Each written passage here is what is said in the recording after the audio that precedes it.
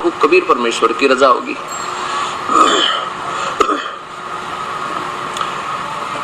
एक समय एक धर्मदास नाम के बहुत बड़े रईस व्यक्ति थे, बनिए थे, वैश्य कुल में उनका जन्म था। बांधवगढ़ मध्य प्रदेश के अंदर एक बांधवगढ़ नगर था, वहां के वो रहने वाले थे और बहुत ज्यादा धनाढ्य व्यक्ति थे।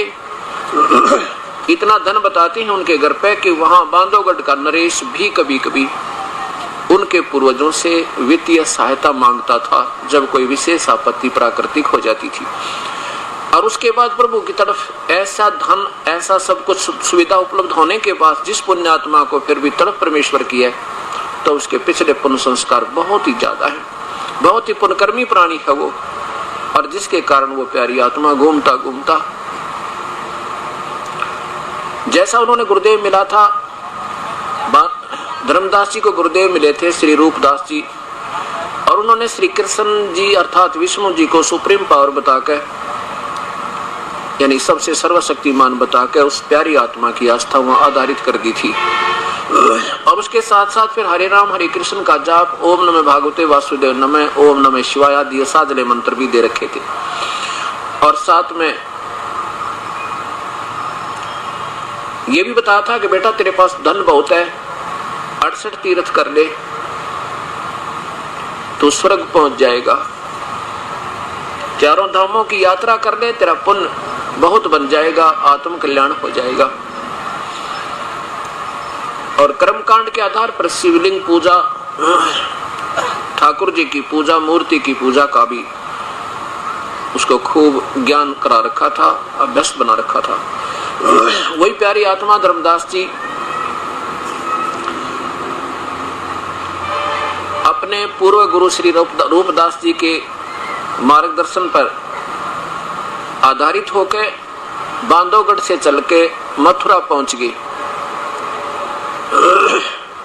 मथुरा में भगवान श्री कृष्ण जी का बाल्यकाल अर्थात लीला सथन माना जाता है। और ये संत, अनजान संत कहा करते हैं कि मथुरा भगवान का एक ऐसा सथल है जो वहां दर्शन कराता है, जहां भगवान श्री कृष्ण स्नान किया करते मथुरा के तालाब में, और वहां चला जाता है तो उसका कल्याण हो जाता है।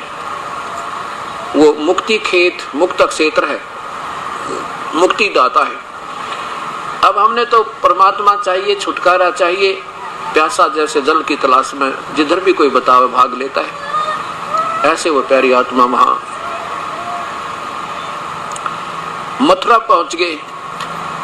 अपने गुरुदेव के बताए अनुसार जाकर के सुबह सुबह रात में पहुंचा, सुबह उठा, उस तालाब में स्नान किया, करके स्नान तालाब में, और उसी से कुछ जल पवित्र समझ के बाहर लोटा भर लिया। और फिर एक स्थान लीपा, कुछ अक्षेत्र मड प्लास्टर थे, गाय का गोबर और पीली मिट्टी मिला के स्वच्छ बनाया, उसको प्लास्टर किया, लिपाई की, और फिर उसके ऊपर एक स्वच्छ चादर बिछा के पहले एक ठाकुर जी की मूर्ति की पूजा की, उसके कपड़े पुराने निकाल कर नए कपड़े पहनाए, नवा धवा के उस ठाकुर जी की मूर्ति को, और फिर गीता जी का पाठ प्रारंभ किया। जब उसने वो लिपा पोती प्रारंभ की, उसी समय परमात्मा पूर्ण ब्रह्म, वो सारी सृष्टि के रचनहार कुल मालिक कबीर देव एक जिंदा महात्मा का रूप बना के, जिंदा, मुसलमानों के अंदर एक जिंदा महात्मा होते हैं जो एक टोप पहनते हैं, ऊपर काला सा टोप, लंबे चोटे का, चोटी उसकी लंबी होती है ऐसे ऊपर में, और एक काला ही ओवरकोट ऊपर से लेकर नीचे तक, घुटना तक, तले तक का एक ओवरकोट पहनते हैं, और एक लंबा सा घुटनों से ऊपर तक का एक कच्छा सा पहनते हैं। तो ऐसी वेशभूषा जिसकी होती है उसको जिंदा महात्मा कहते हैं। उस रूप में आकर के धर्मदास जी से लगभग 15-20 फुट की दूरी पर विराजमान हो गया, और ध्यान पूर्वक धर्मदास जी की क्रिया को देख रहा है। धर्मदास जी, सेठ धर्मदास जी सोच रहे हैं कि इस महापुरुष, इस भक्त आत्मा को मुसलमान होते हुए मेरी हिंदू की क्रिया कितनी अच्छी लग रही है, तभी तो मुझे देख रहा बार बार। और ये कुदरती होता है भगत का भगत के प्रति एक स्वाभाविक एक न्यारी आस्था होती है, चाहे कोई हिंदू है, चाहे मुसलमान, सिख या ईसाई। जब भगत से भक्त मिलता है उसके कुछ लक्षण न्यारे होते हैं। एक तो होते हैं मजहबी तो अलग होते हैं, जो केवल धर्म की आड़ ले रहे होते हैं, गुण एक भी नहीं भगत का। और एक होते हैं धार्मिक व्यक्ति, चाहे वो किसी धर्म के हों, उनमें न्यारे लक्षण होते हैं, उनमें साधुता होती है, उनमें करड़ापन नहीं होता, विनम्रता होती है, उनके दिल में नफरत नहीं होती कि ये हिंदू है या मुसलमान, सिख या ईसाई, नहीं। तो ऐसी इस आस्था थी, तो धर्मदास ने देखा कि ये भक्त आत्मा तेरी क्रिया को देखकर बड़ा आसक्त हो रहा है, हो सकता है मेरी बातों का इस पे प्रभाव हो जाए, इसका कल्याण करवा दूं अपने गुरुदेव का नाम दिवा के, अगर ये मेरी सारी क्रिया सीख लेता है। क्योंकि जो भी आज भक्त आत्मा या पहले से जब से भक्ति सिलसिला चला है कि जो साधना कर रहा है पुण्यात्मा, उसको अपने को सत्य मान कर करा है, चाहे कोई कुछ भी करा, चाहे कोई बलि चढ़ा रहा है, चाहे कोई बकरे काट कर चढ़ा रहा है, चाहे कोई व्रत रख रहा है, चाहे कोई किसी मंत्र का जाप कर रहा है, तो उसको सही मान कर करा। और जिस दिन उसको ये पता लग जाएगा कि ये सही नहीं है, उसी दिन होए कोई नहीं, उस पर वो कर ही नहीं सकता। तो अब जो भी हम क्रिया इस ज्ञान से पहले कर रहे थे उसको बिल्कुल सही मान कर और कर रहे थे, अब जब पता लगा ये हो ही नहीं सकती, चाहे कितना यत्न कर ले, तो ये सोचकर धर्मदास जी अपनी क्रिया को, अपनी भक्ति को सुप्रीम समझकर, सबसे अच्छी समझकर, सर्वश्रेष्ठ समझ करके और गीता जी के पाठ को उच्च स्वर में बोलना प्रारंभ कर देता है। और उस दिन क्या होता है कि 15वें अध्याय का 1 से लेकर ये कुछ ऐसा बताया है कि कहते हैं 15वें अध्याय का रोज पाठ कर लेना, उसको ये लाभ हो जाता है, उसको ये लाभ हो जाता है। तो ऐसा 15वें अध्याय का वो नित्य पाठ करता था, ऊर्ध्व मूलम अधः शाखम, इस तरह ऊंचे ऊंचे बोलकर फिर उसकी हिंदी पढ़कर सुना रहा है।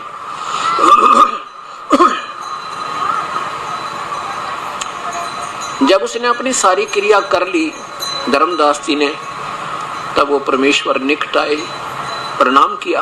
ओए होए, वो परम पिता, सारी सृष्टि के रचनहार, कुल मालिक,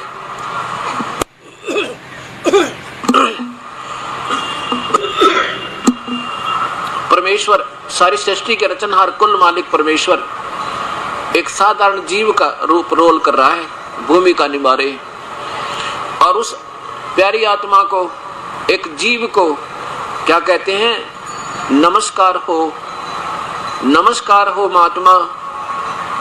धर्मदास जी को महात्मा कहते हैं क्योंकि वो वैष्णव परंपरा से एक पूरा जैसे महात्मा जैसे लक्षण बना रखे थे, उसने तिलक लगा रखा माथे का। परमात्मा उस जीव को तो कहता है महापुरुष, हे महात्मा जी, मैं एक बहुत भ्रमित आत्मा हूं और मैंने हिंदू मुसलमान सभी की क्रियाएं को देखा है, लेकिन मेरा अभी तक मन संतुष्ट नहीं हुआ है, मेरी भक्ति में आस्था बनी नहीं कि वो ज्ञान जो मुझे मिला वो सही है।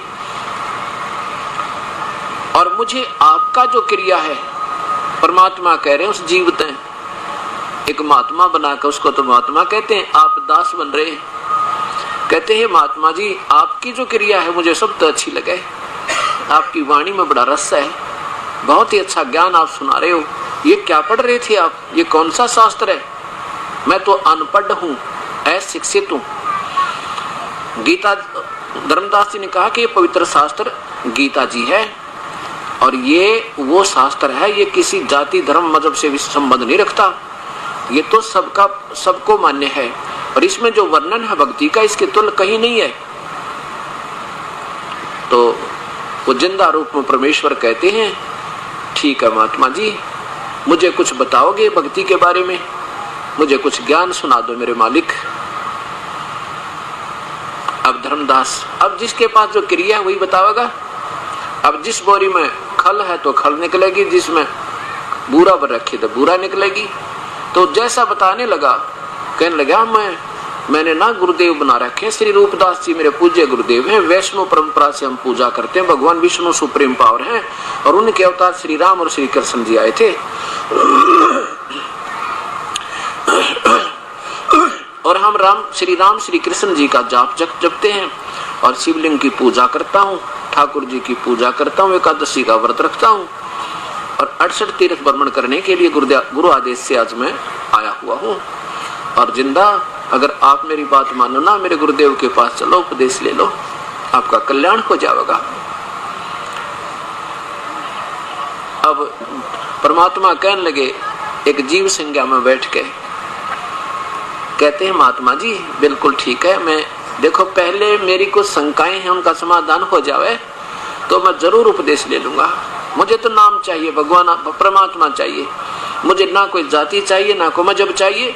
हम आज किसी जाति मजहब से संबंधित हैं, कल मृत्यु हो जाएगी, ना जाने कहाँ जाएंगे, ना हमारी जाति रहे ना मजहब रहे। इस बात से धर्मदास जी बड़े प्रभावित हुए कि बड़ा सुलझी हुई आत्मा है तो मुसलमान हो गए, और इतनी विनम्र बातें कर रहा है। तो कहने लगा आप, मैं बताऊं, रोज गीता जी का पाठ करता हूं। कबीर साहब कहने लगे एक बात बताओ महापुरुष, इस पवित्र शास्त्र के पाठ करने से क्या लाभ होगा अपने को? कहने लगा स्वर्ग में मुक्ति हो जाएगी, मुक्ति रोज पाठ करने से। गीता में लिखा है 18वें अध्याय के लास्ट में कि अर्जुन तेरे और मेरे इस संवाद को जो रोज पढ़ेगा उसका कल्याण हो जाएगा और मुझे ही प्राप्त होगा। तो परमात्मा पूछने लगे भाई एक बात बताओ महात्मा जी, देखो मेरी शंका का समाधान करियो, नाराज मत हो ना, क्योंकि पता था परमेश्वर ने कि अगर मैं सीधा कह दूंगा ना तेरी पूजा ठीक को नहीं, तो ये सुना नहीं और उठ कर चला जाएगा यहाँ से। तो परमात्मा कहने लगे देखो मैं एक आपसे अर्ज करता हूँ कि गीता जी के केवल पाठ मात्र से मुक्ति हो जाएगी। और वाह जी वाह, वैसे थोड़ा कहते हैं हम। धर्मदास बोला, कबीर साहब बोले देखो कोई जमींदार था और उसकी शादी के लगभग 15 वर्ष के बाद कोई पुत्र प्राप्ति हुई। 20 वर्ष के बाद जब वो पुत्र 12 वर्ष का हुआ तो उस वृद्ध की आयु लगभग 65 वर्ष होगी। अब किसान ने सोचा कि तेरा पुत्र बालक है और कोई ऐसा पड़ोसी ऐसे ही होते हैं, कोई नहीं सहयोग देगा मेरे पुत्र को, और इसको अभी मेरे व्यवसाय का अनुभव नहीं है, क्यों ना मैं अपने जीवन का अनुभव हर क्रॉप वाइज यानी फसल का के नारे लिख दूं, और उसको कब बीजी जाती है, कब किस समय इसका समय होता है, कब पहली वाटरिंग यानी पहला सिंचाई होती है, कब दूसरी होती है, फिर क्या सतही होगी, कि इसका कितना ऐसा होना चाहिए, फिर ये कैसे इसको निकालना है, फिर कैसे अलग गेहूं से करना है। उस जमींदार ने एक बही में यानी एक डायरी में पूर्ण रूप से अपना सब अनुभव पूरा लिख दिया हर फसल का, और कहा बेटा तू इस रोजाना जब कभी विचलित हो जावे तो इस बही में लिखे लेख को एक बार पढ़ लेना, रोज पढ़ ले तो और बढ़िया, क्योंकि तेरे याद रह जाएगी, और नहीं तो जब भी विचलित हो तो इस लेख को अवश्य पढ़ना, तो अपने इस कार्य में सफल होता रहेगा। और धर्मदास जी एक बात बताओ महापुरुष, और वो पिता तो मर गया, मृत्यु सभी की होने एक दिन जाना ही है, सबने शरीर त्याग गए। अब लड़का जवान हुआ और फिर वो उस लिखे हुए लेख को नित पढ़े और रख दे, उसकी मत्था टेक के उसकी धूप आरती करके और उसको रख दे।